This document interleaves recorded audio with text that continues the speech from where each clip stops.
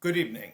I'm Brandon Harrington, the president of the Chicago Composers Orchestra Board of Directors, and I'd like to welcome you to the final program of our 2020-2021 concert season, Immigrant Mass, a multimedia music film by composer Carlos Jaquez Gonzalez in collaboration with the Chicago Composers Orchestra and the Roosevelt University Conservatory Choir.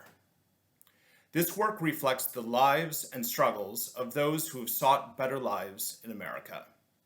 The goal of the Mass is to humanize immigrants and their experience through real interviews, striking visuals, and music. Producing a work of this magnitude safely during a pandemic was no small feat. It took months of careful planning and safety procedures to allow both in-person recording and virtual recordings.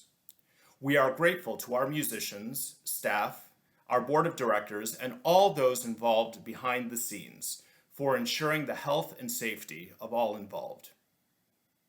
In line with the mission of this extraordinary work, 10% of all donations made to the Chicago Composers Orchestra this evening will be contributed to the Interfaith Community for Detained Immigrants, a Chicago-based non-for-profit whose mission is to accompany immigrants in detention and upon release, amplify their voices and advocate for justice. I encourage you to visit the website and learn more about this very important organization.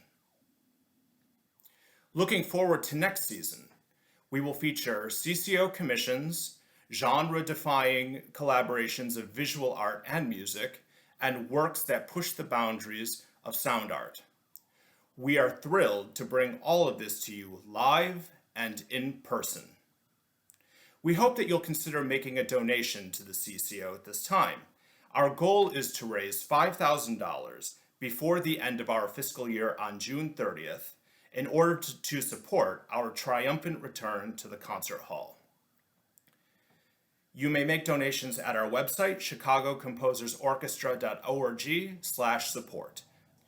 Additionally, tonight's concert is brought to you free of charge. Ordinarily, a CCO concert ticket would cost $35.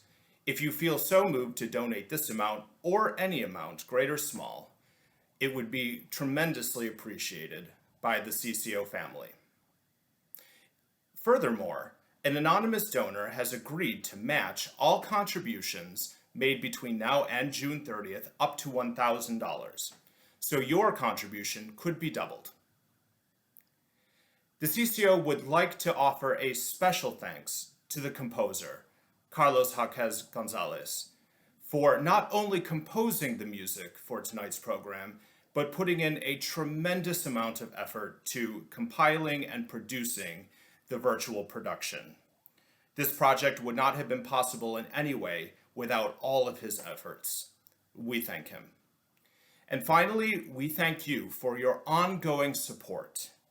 We hope you enjoy this program, and we hope to see you in person next season. None of this would be possible without you. Thank you.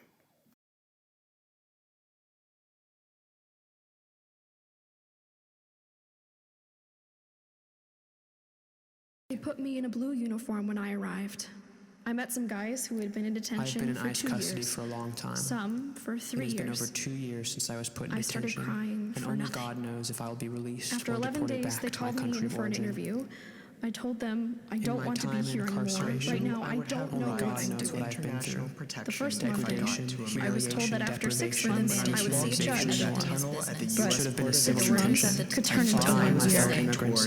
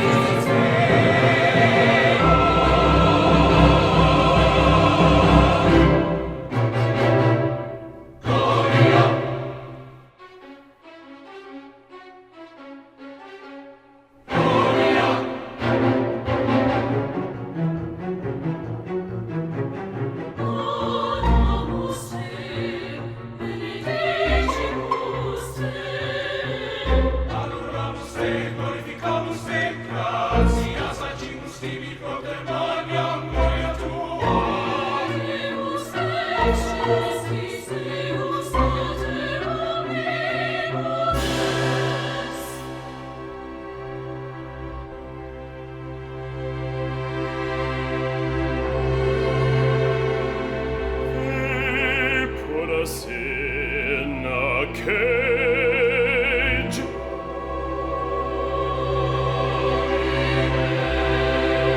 Behind the cage door were the beds.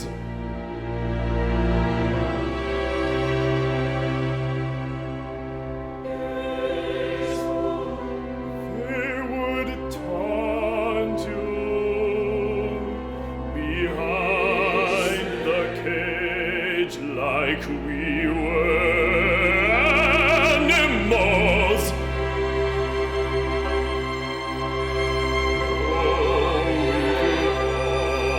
That it would lead to my deportation.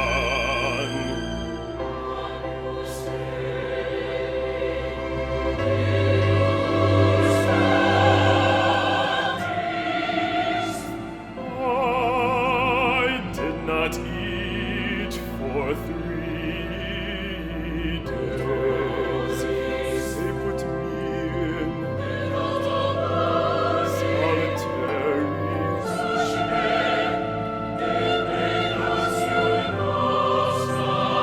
I said, take me anywhere you want. I'm depressed and confused.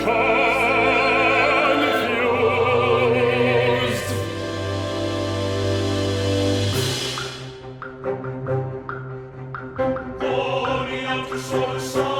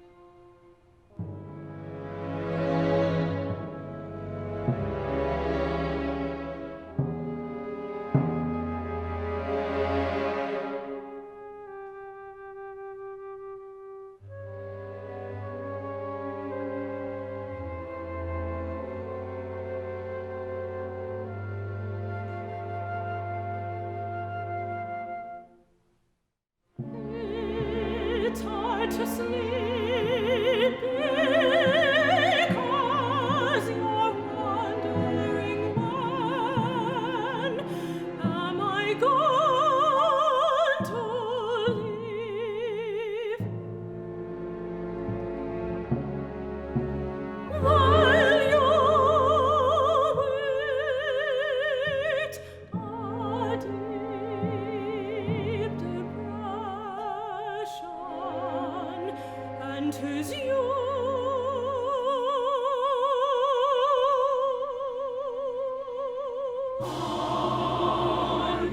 will all the time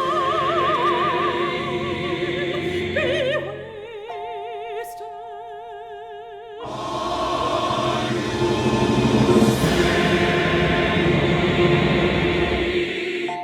When will I be free?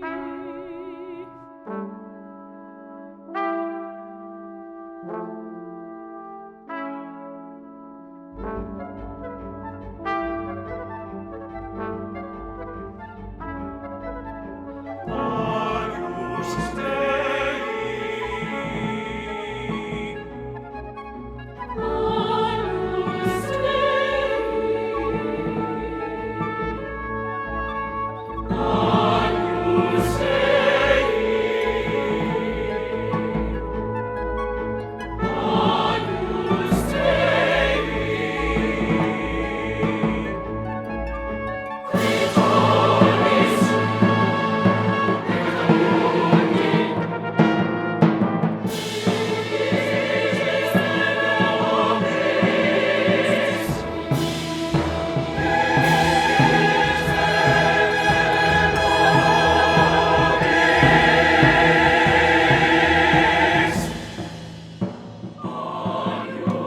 Only God can give us freedom.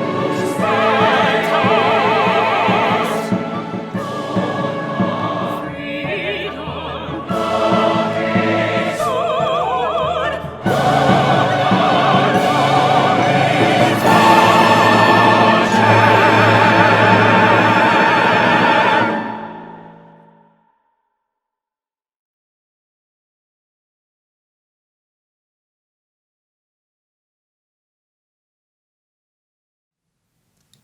According to the Department of Homeland Security, there are over 211 immigration detention centers in the U.S. We were discriminated against the entire time we were in detention. I'm a small woman. At first, they gave me small clothes to wear, but then to humiliate me, they gave me extra large clothes. I couldn't fit into them. They were just too big.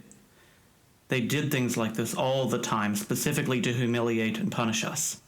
Psychologically, it was very traumatic. During all of the 9 months I was in detention, the guards refused to call me by my name. They always called me Sir or Mr. They always referred to me as a man, and I actually faced more discrimination in detention than I did in my home country. But when you think of what life was like back home, you have no choice but to suffer through the detention. 24-year-old transgender woman seeking asylum from Honduras, detained for 9 months. When you hear the doors, you feel like you have lost yourself. You have no voice. You are invisible. The essence of being human. It feels like you have lost this. Rodolfo, 55, lived in the U.S. for 30 years, detained for 1 year, then deported to Mexico. The Border Patrol told me that my son would be taken to a secure place, and they told me, you're going to jail. It was something I never thought could happen, and I could never imagine. I wasn't sure where they would be taking my son. He had just turned 8 years old when we were separated. There were 22 deaths in ICE detention centers between 2017 and 2018. As soon as I was detained, my hands and my feet were in handcuffs, and I had a chain around my waist. I spent several days in Otay Mesa, then I was transported to Arizona for 5 days. Then I was returned back to California. I was handcuffed the entire time. When I was in detention, there were people there from the United States who had actually committed crimes. And we were put in with them. They treated us all the same, as if we had committed crimes ourselves. It made me feel like I was a criminal too. The security guards are very racist there, and they punish you for everything. The most difficult thing was not knowing when I would be released, and that the final decision for me to be let out was made by only one immigrant judge. 20-year-old asylum seeker from El Salvador, detained for 10 months.